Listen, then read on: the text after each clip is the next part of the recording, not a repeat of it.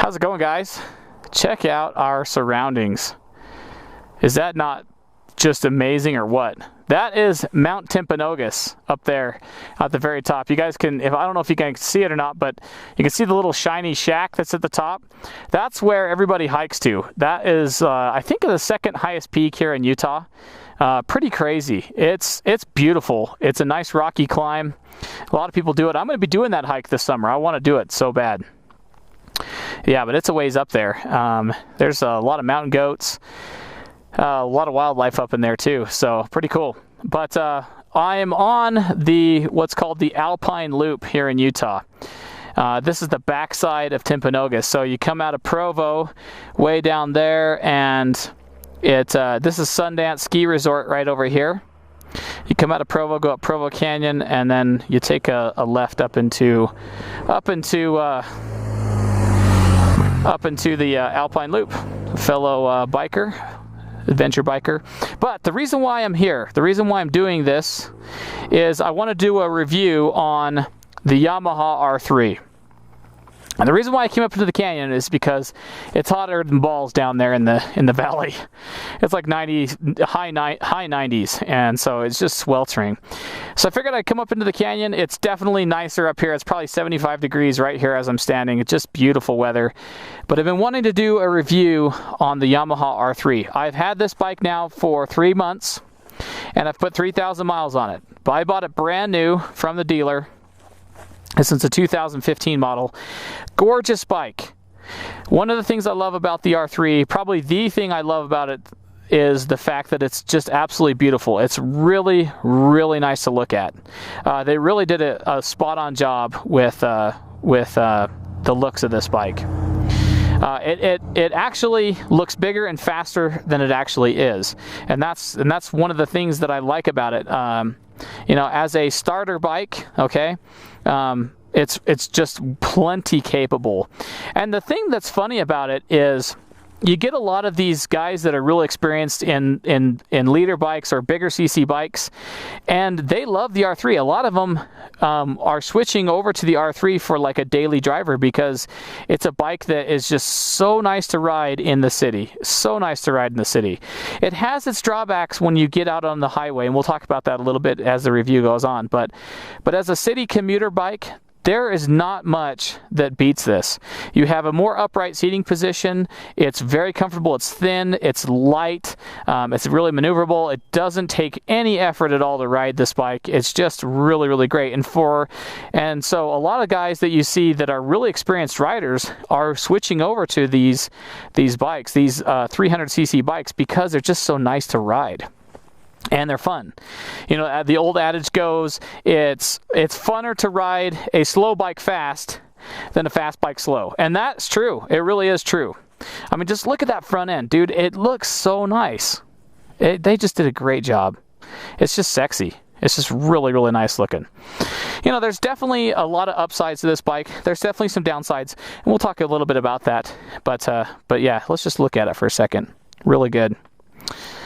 Oh man, that's so nice up here. It is so hot. Like I'm just like drenched in sweat by the time I even made it out of the valley.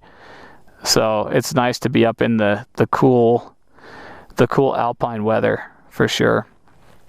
Okay, so 320cc, actually it's 321cc, but I think the 321 would be kind of weird, so they just rounded it down to the 320. 42 horsepower at the crank, something like that.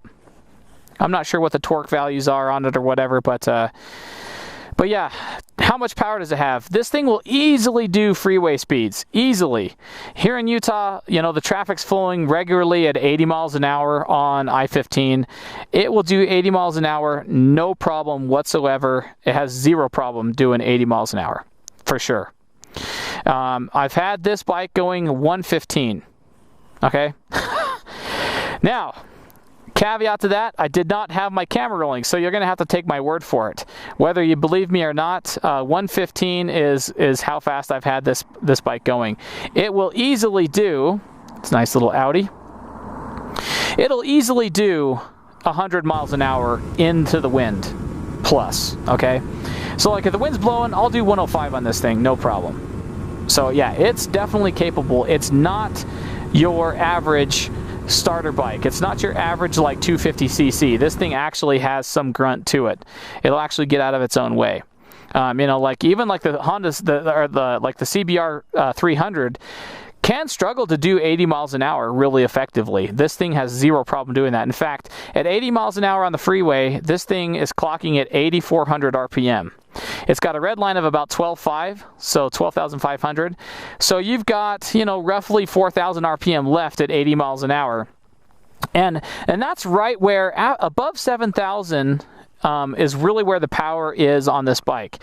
And so you're doing 8,500 or 8,400 RPM at 80. It's just starting to get into the power band, and that sixth gear is not really super tall. And so you're actually, it wants to actually move along. So, I mean, it's like, come on, take me to 86, take me to 87, you know? So it definitely has a usable amount of power, no doubt about it. And so for those of you guys that are really worried that the R3 is just not going to be powerful enough, you know, I mean, it depends on what you want. Like if you want just like loads of torque to pop wheelies or high end power, it's just not, it's not a 600cc bike. It's not. Okay, but for 300cc, it definitely doesn't disappoint. It definitely has enough zip to where if you want it for maneuverability, for commuting, for around the town fun, this bike has it in spades, for real.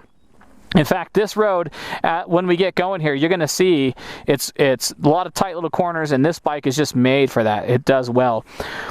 That brings us to the first negative, right? Which is the rubber that Yamaha puts on this. The Michelin Street Pilot or Pilot Street tires are just not that great. They're not amazing. They're not super confidence inspiring.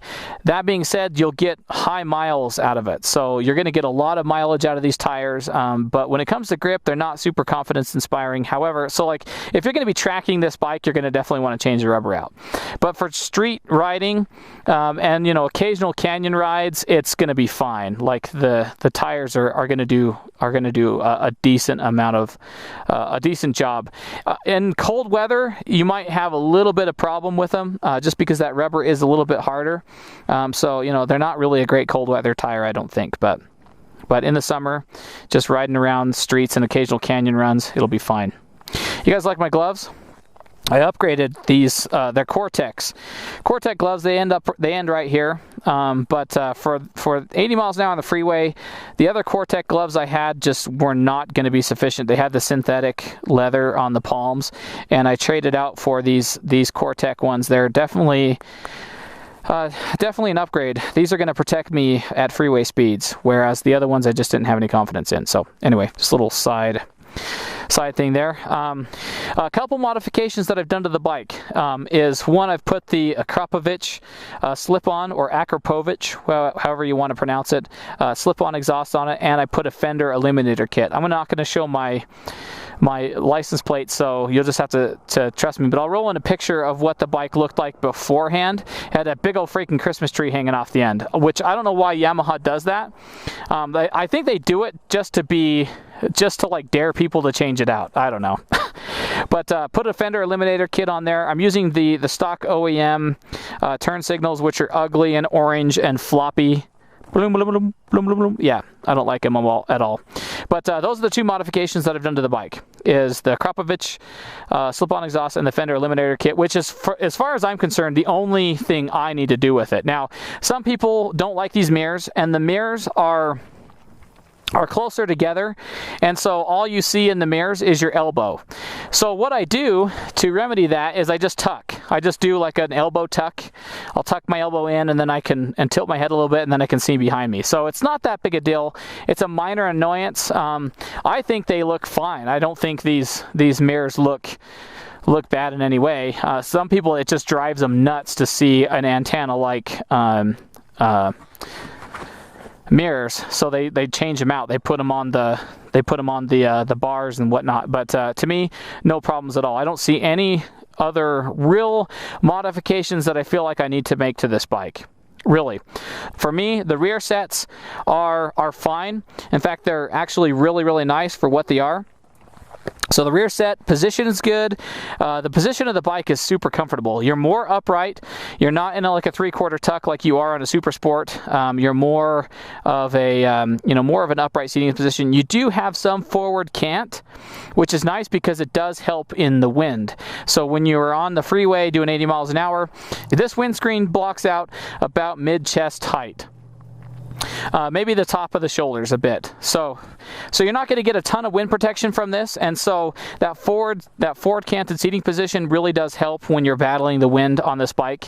And so that's nice. But the position is aggressive enough to feel like you've got control of the bike, and a little bit more sporty, but it doesn't fatigue you. And for me at my age, it's not a super big concern, but I don't get fatigued riding this bike for a really long time. Now, the seat is just like the synthetic plastic pleather stuff, and has maybe like an inch worth of cushion on it. The back seat has like a 1/2 inch worth of cushion, so I feel bad for DocTac mom when she has to sit on that. But this has about an inch worth of cushion, so it's a decent amount of cushion to it, and I don't feel like the seat is uncomfortable in any way. In fact, this bike is really narrow. It's really thin. Let me come around the back here. You can see it.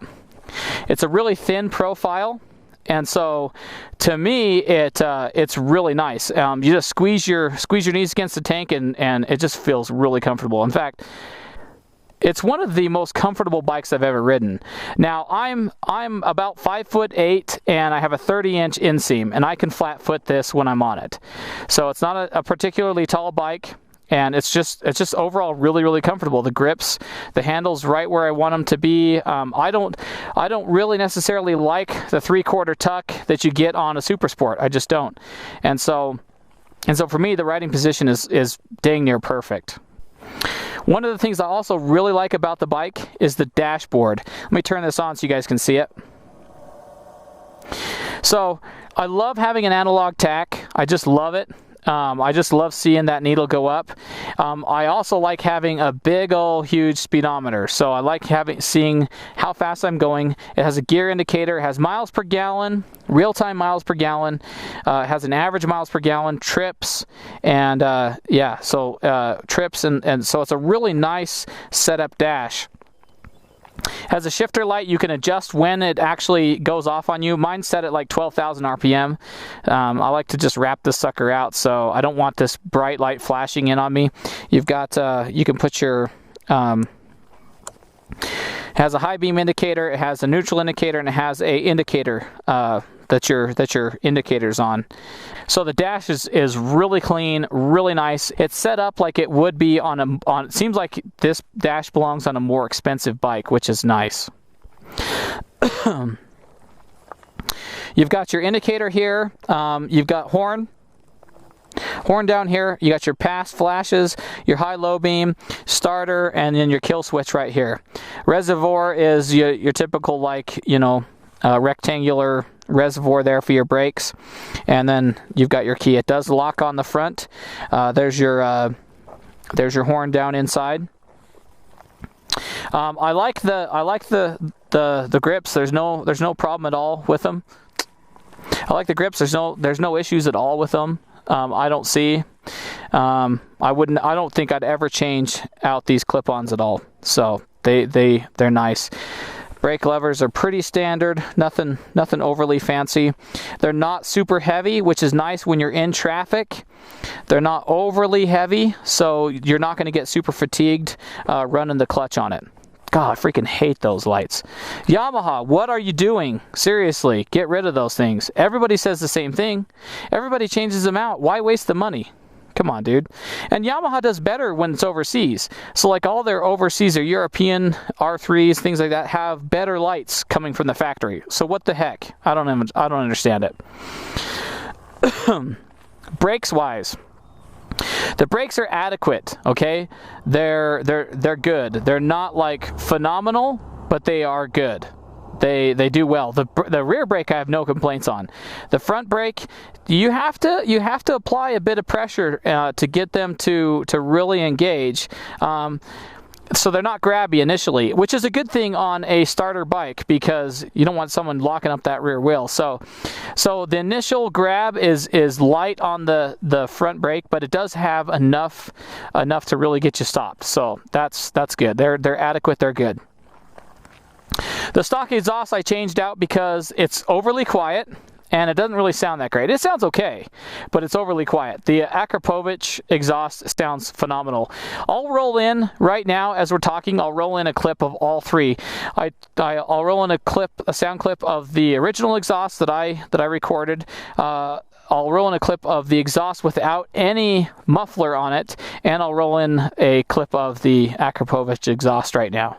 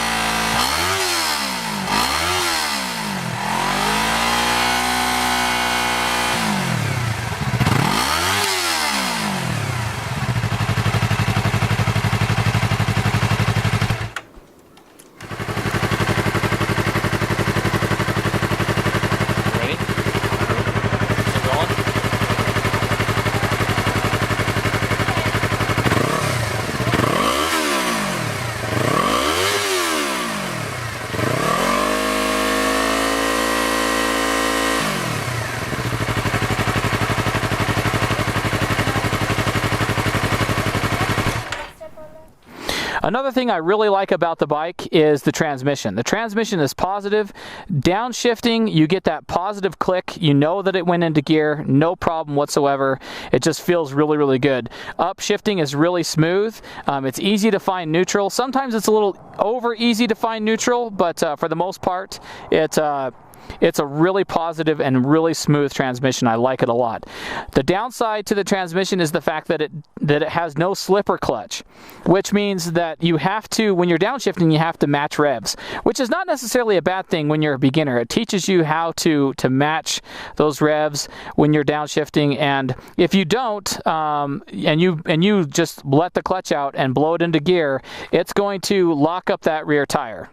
Just like it's like slamming on the rear brake, and it can cause some inexperienced riders to crash. Okay, you going around a corner, you pop it out into second, and you lock up that rear tire. It could put you down. So that's something to consider. So Yamaha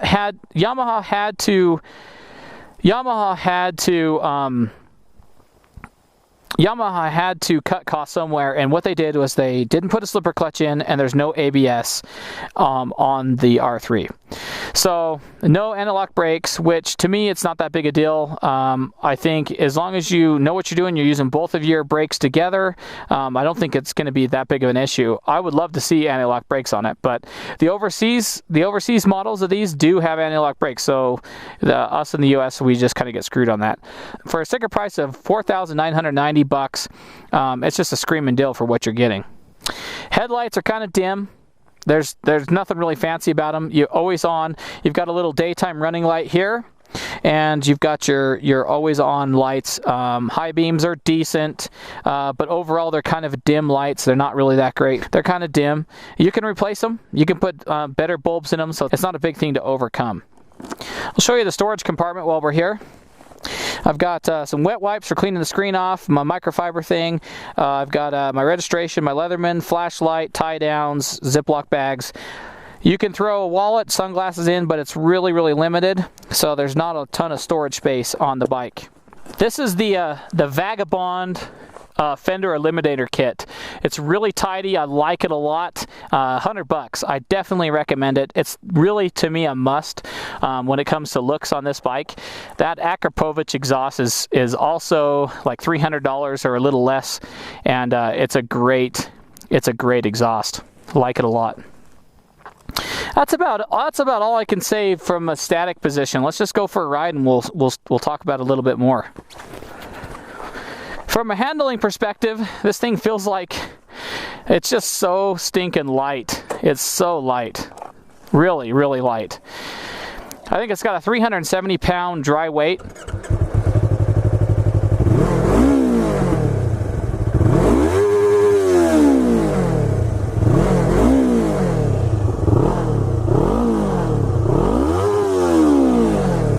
Yeah, it sounds good. I wish it was a bit louder, but that's just me. But it does sound pretty good, so yeah. A 2.5 gallon tank. I get about 50, on average I get about 56 miles per gallon with this thing. Yeah, so that's good. So you're roughly about 150 miles per tank on this bike, and that's not super bad, actually. To me, I don't think it's too bad for a 2.5 gallon tank. Now, cruising along at like 55 miles an hour, I will, a lot of times, the miles per gallon gauge will say I'm doing like 71 miles per the gallon, so that's pretty awesome. All right, one last look at the scenery. Let's take off here. Man, it's gorgeous. All right.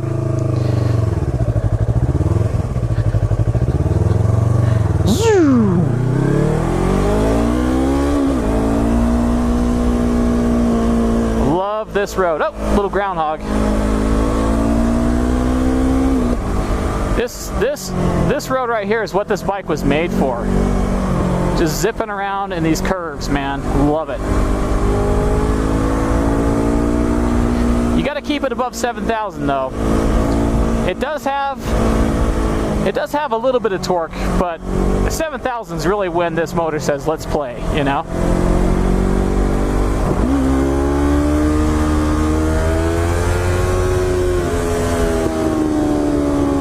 Little gurgle from the exhaust on that. That's sweet. I got my visor up. It's a little risky. There's a lot of bugs. But I love feeling the wind in my face.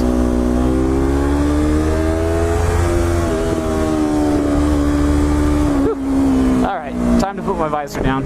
There we go. Got smacked with a couple bugs there. Tight little curves.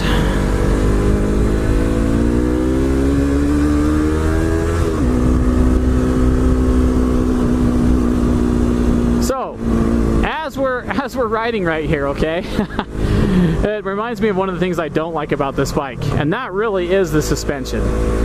The suspension just leaves a little bit something to be desired. It's soft. Now, I'm 210 pounds, and it doesn't really feel overly soft to me, okay? It doesn't feel like I'm bottoming it out or anything like that, but it's a bit bouncy and a bit overly soft. It does support my weight, so for those of you guys that are a little heavier, like me, 210, it doesn't feel like I'm bottoming the bike out. In fact, DocTac Mom and I'm not going to tell you how much DocTac Mom weighs, should kill me, but but with both of us on here, we have bottomed the suspension out on a bump once. It was a pretty aggressive bump, so.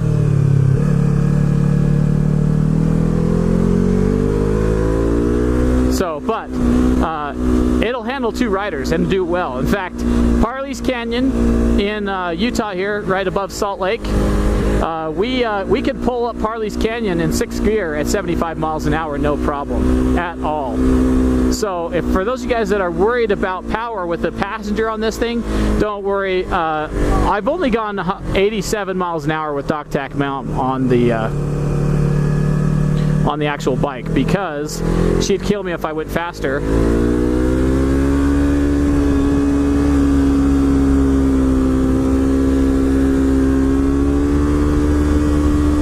But 87 with her on the back, no problem at all. So yeah, but when we're going through the bumps in these twisties, I can definitely feel the limitations of this suspension. I could definitely feel the suspension getting a little out of sorts on the bumps in the corners. And it compresses pretty well when we're going around the corners. But I don't think it's overly bad. Now, it's a bit of a budget suspension. For those of you guys that are really used to really nice suspensions, you're going to get on this thing and you're going to think, man, this suspension sucks. But if you don't have a lot of experience, it's not going to unsettle on you. You're going to be fine. You're just going to feel that suspension moving quite a bit.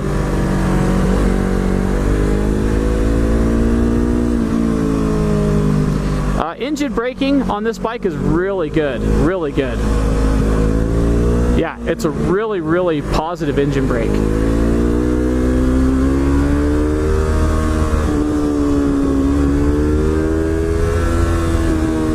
A lot of traffic.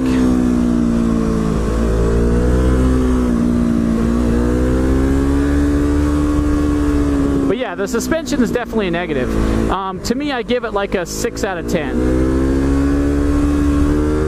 Is it a deal breaker? Absolutely not. The suspension really, for a bike of this size, of this weight, and this capability, it's not bad. Now, if you're going to be tracking this bike, you're going to definitely that's something. If you're going to be tracking this bike, really tracking it, you've already got plans to replace the suspension anyway. So, but as a daily driver in the city, you're never going to notice the suspension is bad.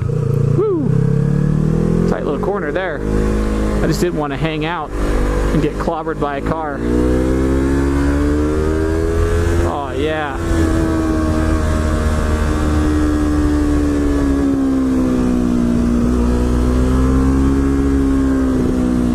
Alright, I think we gotta take a right here.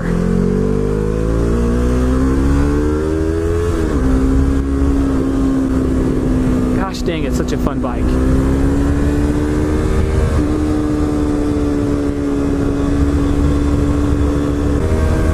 You know, 12,500 RPMs is nice. You get a little bit more play in the RPM range. The gearing is close together, but far enough apart to where you're not just shifting all the time. And you've got enough power in the power band to run inside one of the gears for a good amount of time. That's a weird cleft there in that road. Stay on top of that. Uh-oh, coming up on traffic.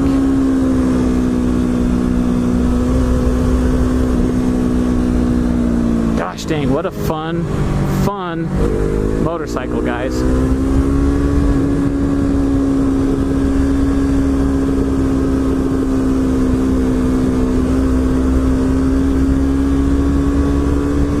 Wow, beautiful place. Gosh, I love this road, man. Perfect place to review the R3, it really is. If you guys can tell, I really like this bike. Really like this bike. Yep, little bit of bouncy on that suspension there.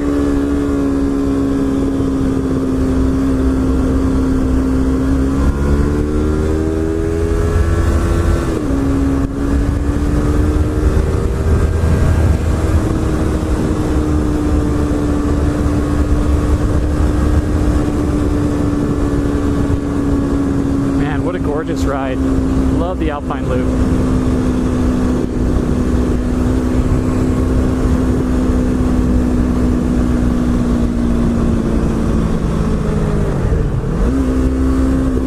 No slipper clutch.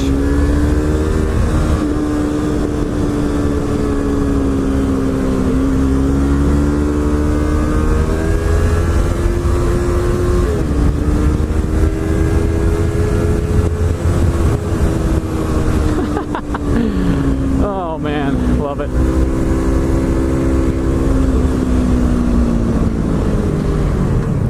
If you're out with your buddies and they're on bigger bikes, you're going to be able to stay up with them pretty good. If you know how to ride, then you can push this bike really where you want to go. I mean, it really will do a good job for you.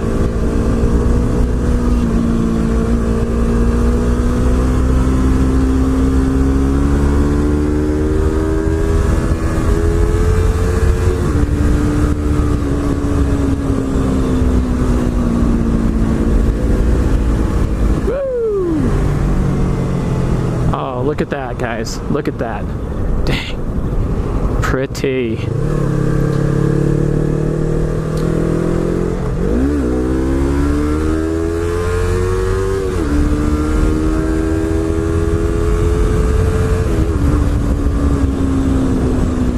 Uphill, man. I'm pushing it. Woo.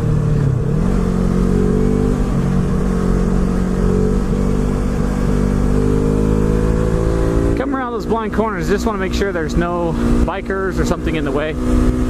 That's the biggest thing. Got to be a little bit more cautious.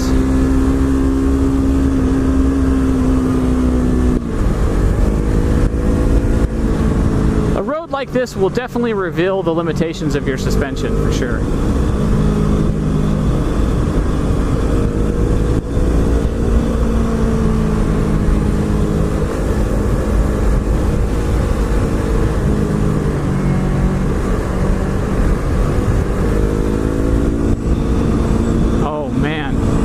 How sweet is that? Oh, this is why you own a motorcycle, guys. This is why we own motorcycles right here. Gosh dang, so nice. So cool.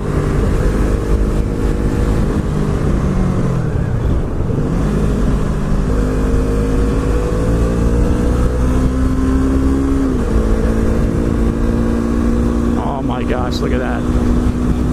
That's beautiful.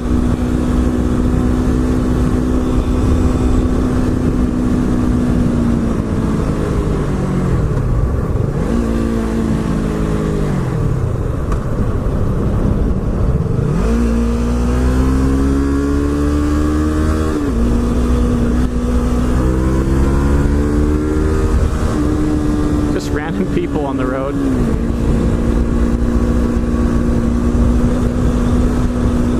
This is why we ride.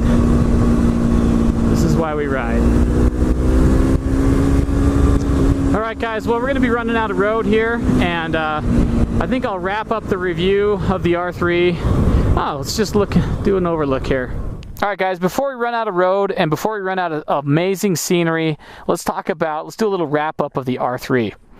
What you're getting for $5,000 is you're getting a bike that's super maneuverable, super fun, super flickable. It's something that you can live with every day. It's comfortable. The riding position's awesome. It's something that you can commute on, that you can ride every day and not get tired of. Now, if you're looking for speed, okay, this is not a super sport. It's not going to be tear your face off acceleration. However, it has a lot of power for what it is. For what it is and for its size and weight, it's going to get out of its own way. You're going to be able to do 100 miles an hour plus on this bike, no problem whatsoever. Like I said, I've had this thing to 115. It's actually fun to push it, to see how fast you can get it. It'll do freeway speeds, no problem. All the components are super high quality. You've got Yamaha reliability. You don't even have to like service the valves until like 26,000 miles. So your maintenance costs are going to be really low on this bike. You're going to have a lot of reliability. Gosh dang, what else do you really need? I mean, really, it's just a phenomenal bike. And this is a game changer, guys.